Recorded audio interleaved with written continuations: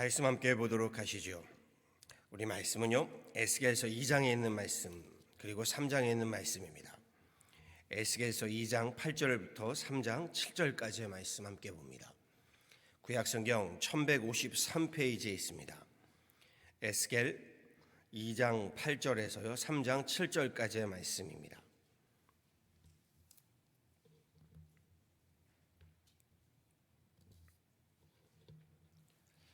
에스겔서 2장 우리 8절에서 3장 7절까지의 말씀 저와 함께 한 목소리로 합독하도록 하시죠. 함께 합독하십니다. 너 인자야, 내가 내게 이르는 말을 듣고 그 패역한 족속같이 패역하지 말고 내 입을 벌리고 내가 내게 주는 것을 먹으라 하시기로, 내가 보니 보라 한 손이 나를 향하여 펴지고 보라 그 안에 두루마리 책이 있더라. 그가 그것을 내 앞에 펴시니 그 안팎에 글이 있는데 그 위에 애가와 애곡과 재앙의 말이 기록되었더라. 또 그가 내게 이르시되, 인자야, 너는 발견한 것을 먹으라. 너는 이 두루마리를 먹고 가서 이스라엘 족속에게 말하라 하시기로, 내가 입을 벌리니 그가 그 두루마리를 내게 먹이시며 내게 이르시되, 인자야, 내가 내게 주는 이 두루마리를 내 배에 넣으며 내 창자에 채우라 하시기에, 내가 먹으니 그것이 내 입에서 달기가 꿀 같더라. 그가 또 내게 이르시되, 인자야, 이스라엘 족속에게 가서 내 말로 그들에게 고하라. 너를 언어가 다르거나 말이 어려운 백성에게 보내는 것이 아니요 이스라엘 족속에게 보내는 것이라. 너를 언어가 다르거나 말이 어려워 내가 그들의 말을 알아듣지 못할 나라들에게 보내는 것이 아니니라. 내가 너를 그들에게 보냈다면 그들은 정녕 내 말을 들었으리라. 그러나 이스라엘 족속은 이마가 굳고 마음이 굳어 내 말을 듣고자 아니하리니 이는 내 말을 듣고자 아니함이니라. 아멘.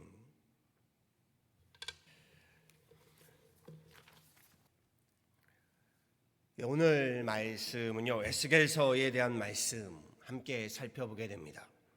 역사적으로 북이스라엘 왕국이 아수르에게 패망하고요, 남유다마저도 바벨론의 침략을 받아 패망하여 우리 바벨론의 포로로 잡혀간 노예 생활을 하던 시대적으로는 이스라엘의 참 암흑 시대였습니다. 역사적인 암흑 시대. 그런데 역사적으로 암흑기였다라는 것은요, 한편으로는 저들의 경제도 정치도 암흑기였지만 신앙도 저들의 믿음도 암흑기였다라는 것을 보여주는 반증이기도 합니다. 에스겔서에서 에스겔을 포함하여 이스라엘 백성들은요, 어떻게 하나님께서 살아계시다면 하나님의 선민 백성이 이방 나라의 패망을 당하고 포로가 되어 노예로 살아갈 수 있는가 하는 질문을 던지고 있습니다. 그런데 이는 반대로요, 하나님께서도 질문을 던지는 겁니다. 에스겔서를 통해서요, 어떻게 하나님의 선민 백성이라고 하는 자들이 하나님 앞에서 있도록 패역할 수 있는가, 어떻게 이렇게 죄악 가운데 넘어질 수 있는가 하는 질문을 이스라엘 백성들에게 던지고 있는 것이 또한 에스겔서인 셈인 거죠. 오늘 묵상의 본문의 말씀을 함께 살펴봅니다. 오늘 본문 2장의 후반부와 3장 시작에서요, 하나님은 포로요 노예로 그발강가에서 노역 중인 에스겔을 부르십니다. 그를 제사장으로 예언자로 부르시고 소명과 하나님의 말씀을 전하라는 사명을 위임하고 계신 말씀이지요. 2장 8절과 9절의 말씀입니다.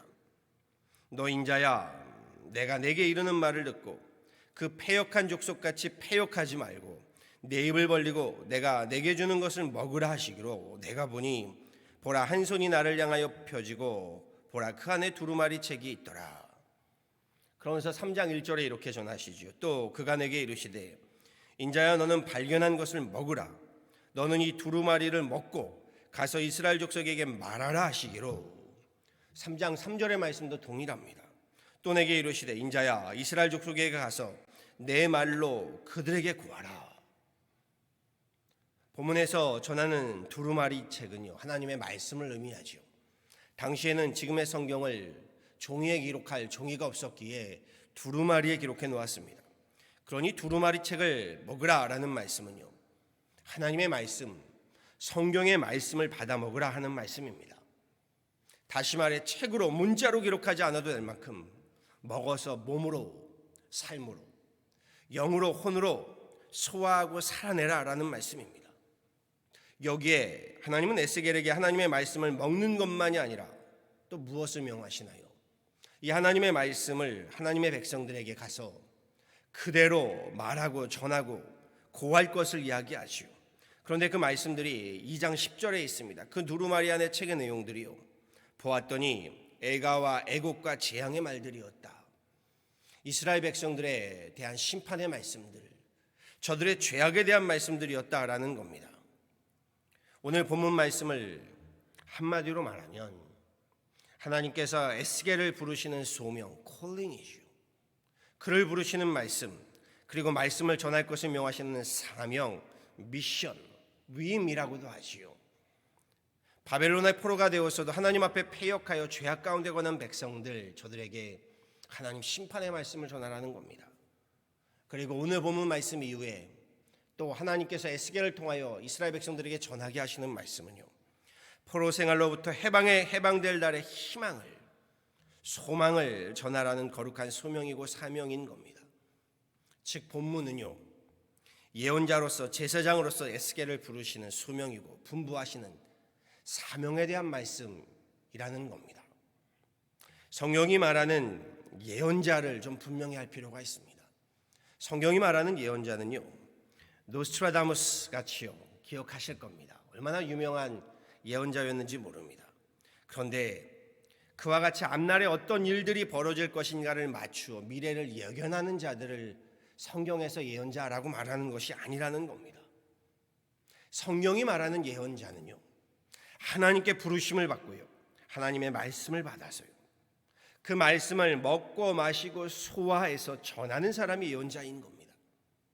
오늘날로 따지면요, 목회자들이야말로 예언자라고 할 수 있는 겁니다. 그리고 여기에 예수 그리스도의 말씀을 받아 먹고요, 소화해서 전하는 성도된 여러분 또한 하나님의 말씀을 전하는 예언자로 부름받고 있다는 거죠. 오늘날 우리들의 문제가 무엇일까요? 우리의 문제는요, 앞날을 예견하고 예측하지 못함이 아닙니다. 에스겔과 같이 예언자로서의 하나님 부르심의 거룩한 소명과 주님 분부하심의 사명의 상실이라고 할 수 있습니다. 우리가 왜 이 땅에 살고 있는가? 하나님의 부르심의 거룩한 목적을 잃어버렸기 때문에요, 심적으로 메말라가고요, 영적으로 무능력한 인생을 살아가는 문제인 겁니다. 이스라엘 백성들이 바벨론의 포로가 되었어요. 거룩한 소명과 사명을 잃어버리고 사는 문제라면요, 오늘날 우리들은요, 자본주의 세상의 포로가 되어서 죄악 가운데 살고 있는 모습이라는 겁니다. 오늘 새벽에는요, 에스겔을 부르시고 보내시는 이 소명과 사명에 우리가 좀 집중할 필요가 있습니다. 사람은 누구나 인생에 목숨을 걸고 사는 것들이 하나씩은 있습니다. 대개는 우리 자본주의 사회를 살다 보니요, 대개는 이 자본주의 세상에서의 성공과 출세입니다. 부귀와 영화 같은 것들이죠. 지금 전 세계를 강타하고 있는 것이 오징어 게임이라고 하는 넷플릭스의 드라마이죠. 그 역시 그 많은 사람들이 어린아이의 그 순진한 놀이에서 거기에 자본주의의 성공과 출세가 들어가다 보니 서로 죽고 죽이게 되는 비참한 최후를 맞게 되는 것들입니다. 세상에서의 권력, 재력, 학력, 이에 대한 성공과 출세요, 오해하시면 안 됩니다. 이러한 것들이 모두 나쁘다, 악하다라고 말씀드리는 것이 아닙니다. 그런데요, 우리 인생의 목적을요, 이 세상에서의 잘 먹고 잘 입고 잘 놀고에 두게 되면요, 그 인생은 비극이 된다는 겁니다. 이 세상에서의 성공과 출세가 죄악이나 또는 악함이라고 단정할 수는 없지만 우리 인생의 목적이 이 세상이 되어버리면요, 결국 이 세상의 비극이 나의 비극이 되고 만다는 것이요. 오스카 와일드가 이런 말을 하더군요. 이 세상에는 두 가지의 비극이 있다. 하나는 자기가 원하는 것을 성취하지 못했을 때 오는 비극이고, 또 하나는 자기가 원하는 것을 성취했을 때 오는 비극이다. 이 세상을 인생의 목적으로 삼아서는요, 성취하지 못했을 때의 비극은 불평과 불만과 열등의심, 패배가 이고 성취했을 때의 비극은 교만과 오만이요 끝없는 육체적인 탐욕과 욕망으로 인한 인생의 부패와 파멸에 이르게 됩니다 라고 전합니다. 지금의 팬데믹 시대에요, 우리에게 필요한 사람은요, 성공한 사람도 출세한 사람도 아니라 깊이 있는 사람인 것을 우리는 깨닫게 됩니다. 그렇지 않은가요? 바꿔 말하면요, 사람이 좀 깊이가 있다, 하나님 부르심에 대한 거룩한 소명과 사명을 깨닫고 감당할 수 있는 믿음이 깊은 사람이요, 소망이 깊은 사람, 사랑이 깊은 사람이 되어야 한다는 뜻입니다. 세상 욕정과 욕심은요, 잘 되면 교만의 비극, 쾌락의 비극이 되고요, 안 되면 좌절의 비극, 낙심의 비극이 오지만 거룩한 믿음의 열정과 열심은요, 자신의 인생을 거룩하게 하게 하는 것만은 물론이거니만요, 에스겔과 같이요, 세상의 빛과 소금이 되어서 이 땅에서부터 하나님 나라를 이뤄가고 살아가는 그런 거룩한 축복이 되기 때문입니다. 우리의 세상에서의 성공과 출세도요, 부귀와 영화도요, 이 땅에서 하나님 나라를 이뤄가는 거룩한 축복이 되기 때문입니다.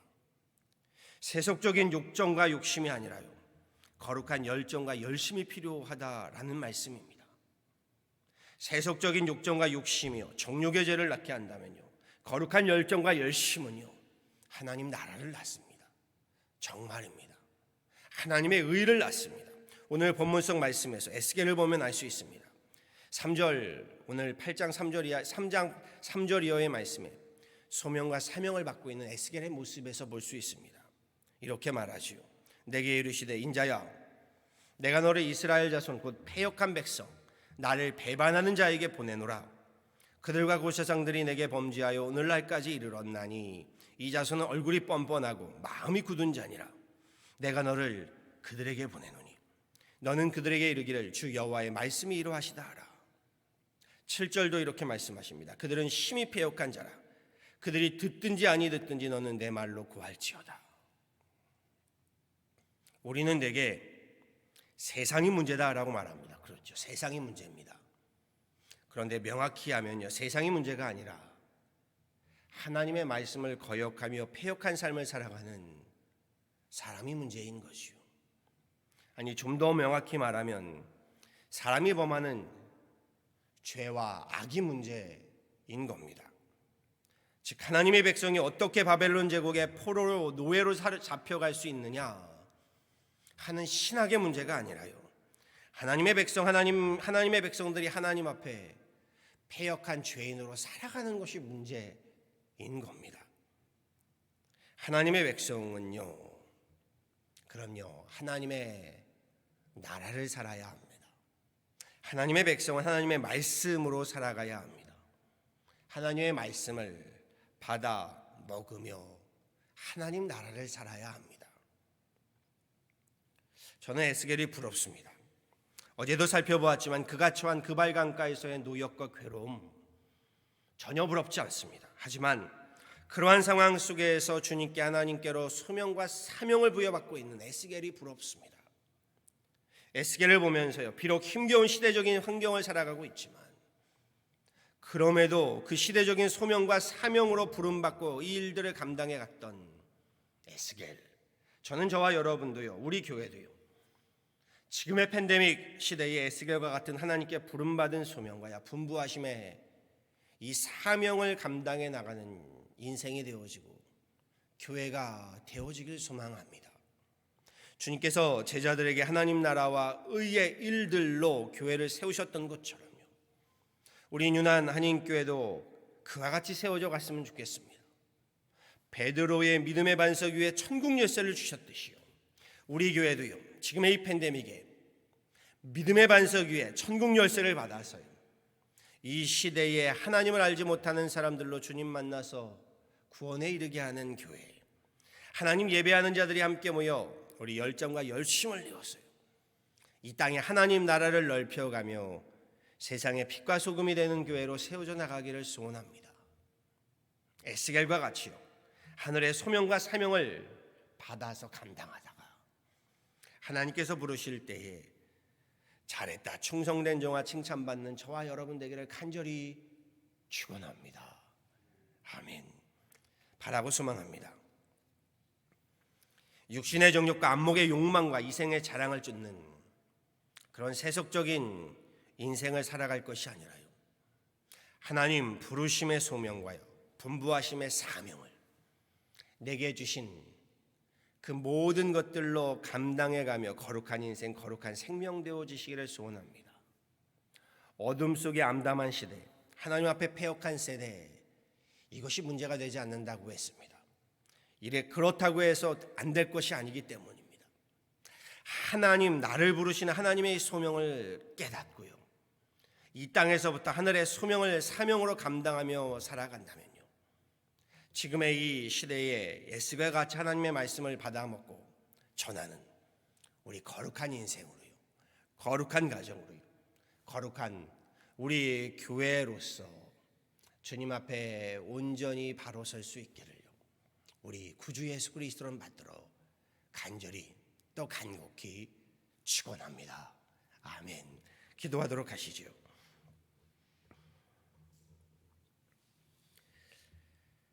전능하신 하나님, 에스겔이 살아갔던 시대를 봅니다.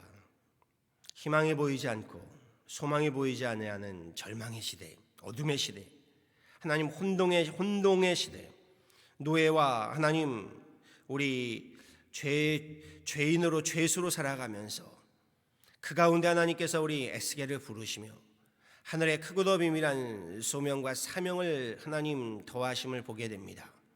그렇습니다. 하나님, 오늘 우리도 팬데믹이라는 정말 생각하지 못했던 혼동의 시대, 우리 암흑의 시대, 어두운 시대를 살아가고 있습니다. 그러나 하나님, 시대를 탓할 것이 아니라 이 시대에도 하나님 주님께서 에스겔과 같이 하나님 부르시는 소명자요 사명자로 살아가는 우리들 되게 하여 주옵소서.